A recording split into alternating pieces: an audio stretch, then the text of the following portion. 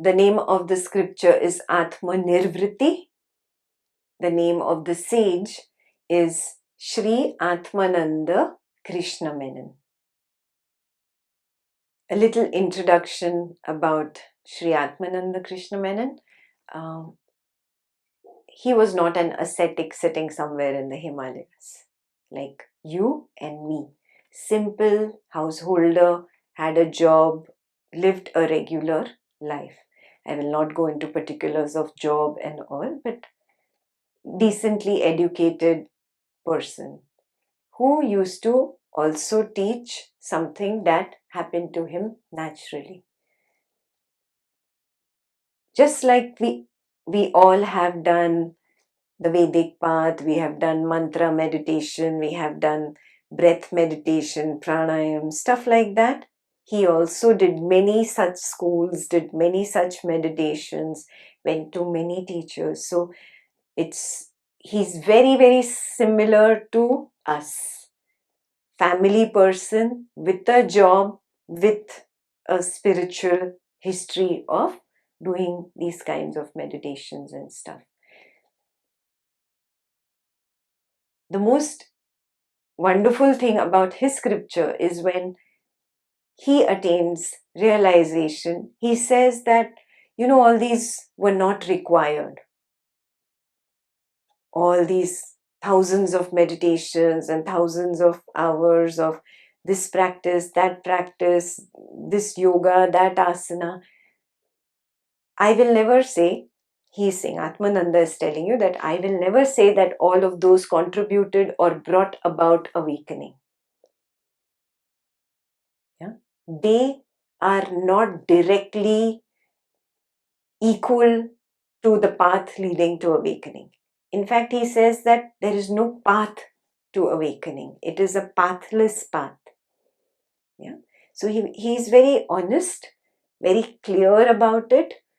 He doesn't have that ego that, just because I, spent 30, 40, 50 years, I don't know how many years he did it, that I don't, ego wants to say, oh, I did the right thing. No, he didn't have that. He was very honest to say that there is no linear equation between practice and awakening. You understand? Linear equation means I go from point A to point B and that will take me there. That is a linear equation. He said this is a wrong understanding, that practice will lead to awakening. He says it just happens. And how does it happen? He gives you a few pointers. He's very clear that it's not necessary that my path, means Atmananda's path, is going to be your path. He says these pointers only help you look in the correct direction. They only help you understand where am I really supposed to look. Only look, not practice, not what you're supposed to follow. Yeah. So even before going into the scripture, I'll give you the key on which you have to start working. Yeah. If you want to do this scripture honestly, you will have to follow Atmananda's key sutra.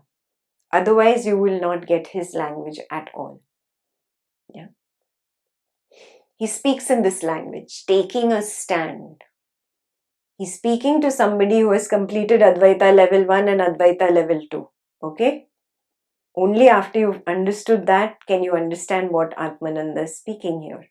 So he's saying, if you take a stand as the body, the world will appear as physical objects or physical bodies.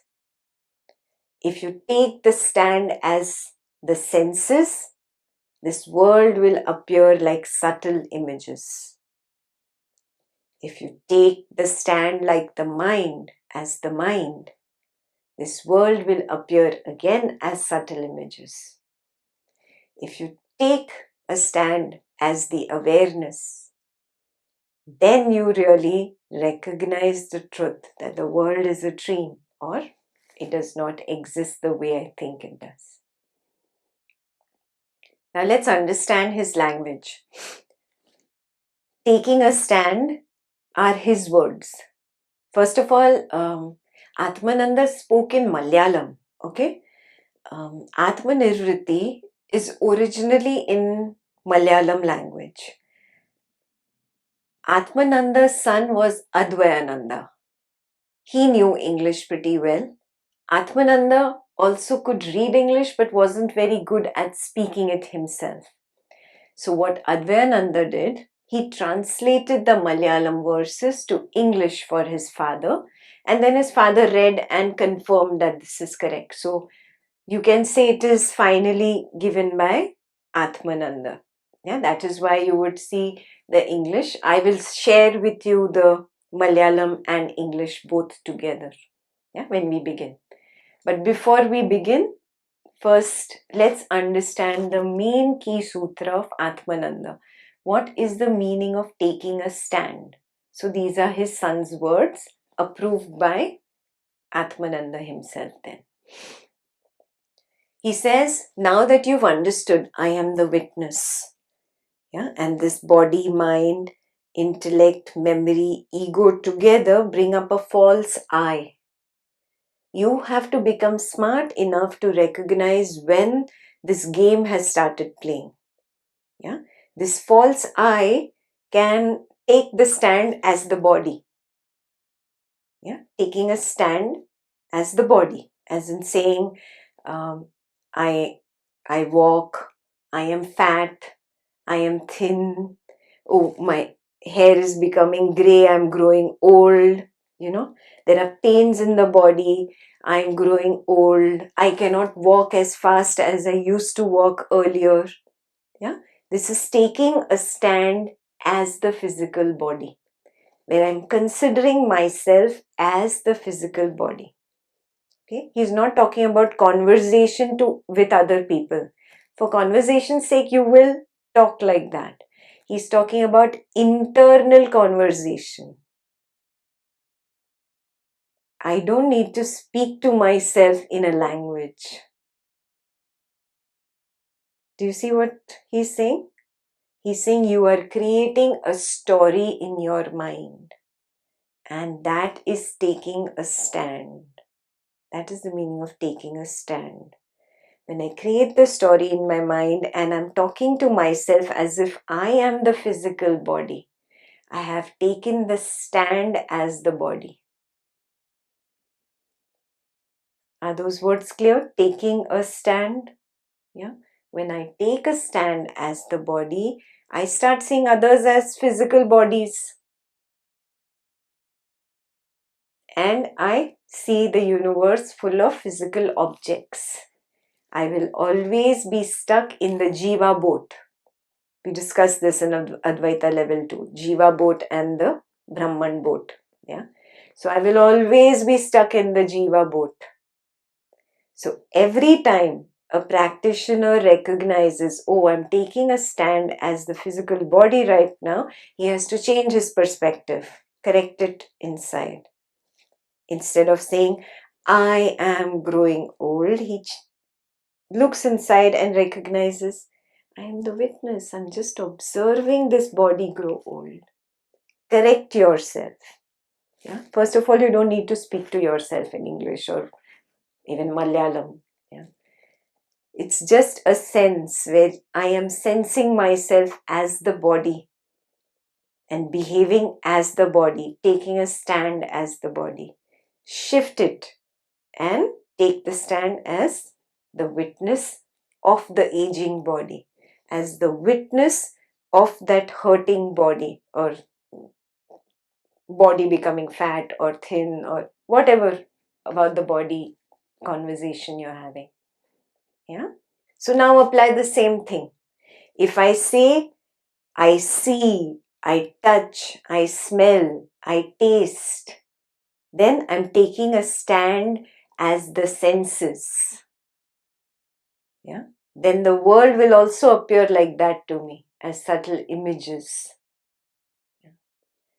You have to work on this. This is this week's homework to understand these 4 levels that he's talking about. When do I take a stand as the body? When do I take a stand as the senses?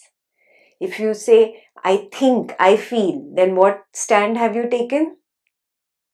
As the mind. I think she thinks like this about me. I have a very strong feeling about it. Yeah. What stand have I taken? I have become the mind. No. Again, I have to correct myself. I am the witness of the scribbing mind, the one who's scribbing about how she has taken me or not taken me, whatever your story is. Yeah. Perspective. Again and again, take the right perspective is what Atmananda is telling you. Yeah. If you take yourself as the mind, if you take a stand as the mind, the world will appear as subtle images. Yeah. But if you take the correct stand as the awareness or as the witness, that's the only word you know. But going ahead, you will start using the word consciousness now. In Ajatavada, we start using the word consciousness. So if I take the stand as the witness, the awareness, the consciousness, then I recognize it. This is just an arising. This thought has just arisen. I am not the thought. Yeah? I am not that body in which there is a sensation of pain or sensation of whatever. Yeah? I am not the senses that are right now tempted to eat that strawberry ice cream. I am not the senses that are craving for sensual touch right now. Yeah? You'll become very clear when you keep correcting your perspective. So this is a very practical session. Every sutra is like a homework. Yeah? So you start working on yourself. Change your perspective. Again and again, change your perspective and take the correct perspective. Take the right perspective. Super clear? The key sutra. Yeah. So I want you to really work on yourself this week. Again and again, recognize what perspective have you taken and again change it to the correct one. Again and again you have to do this, he says. Without this practice, it's not possible. You cannot say, oh, it will happen automatically. It cannot happen automatically. Why? Because of my past habit pattern. I have fueled my body, mind, ego complex with my past habit patterns of indulging in senses, in indulging in gossip, indulging in hatred, indulging in anger, indulging in negativity. So it is going to continue its past habit pattern, no?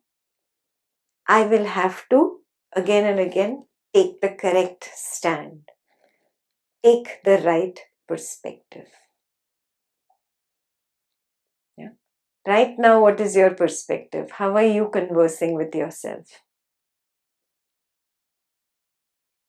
See, I am the mind making an effort to understand what Ekta is saying. I'm thinking and I'm feeling like this. See, your perspective is that you are the mind. Shift. It's very simple. I am the witness who knows that the mind is making an attempt to understand what Ekta is saying. It's a shift, not in words. You're not telling yourself this in words. It's a shift, internal shift, taking the right position. Do you get it? Yeah, taking the right stand. So the entire week, your job is to work on taking the right stand. Okay. So this is your homework for the week. We will do a contemplation now, yeah, so that you get set into the mode of Shravana, Manana, Nididhyasana. So till now you did Shravana. Shravana is when I am listening and making an attempt to grasp it intellectually. That is Shravana. So we just completed the Shravana phase of the session. Now we go into Manana, where we will contemplate, we will make an effort to sit down where we are, not run away, and write down what Ekta explained to me right now. Did I understand it? In my own words. If I were to explain this to myself, how would I explain it? Or if I were to explain this to another person? Yeah? write it down and understand whether number one, I have grasped it completely, or number two, do I have doubts? If I have doubts, then please send an email, questions, the number 4 ekta@gmail.com. Send your question there. I will make an attempt to respond to everybody's question this week itself. Yeah, so that you're very clear before we go into the next week's session. Yeah, but if you have no questions, great. You did a great job in Shravana. Yeah. So now is Manana time. We will sit here and do Manana for the next 15 minutes and then the session is over. Yes. Every week we meet only for this much amount of time. We get something that we have to work on and start working on ourselves. Very clear? The entire layout of the session is clear? I'll see you next week.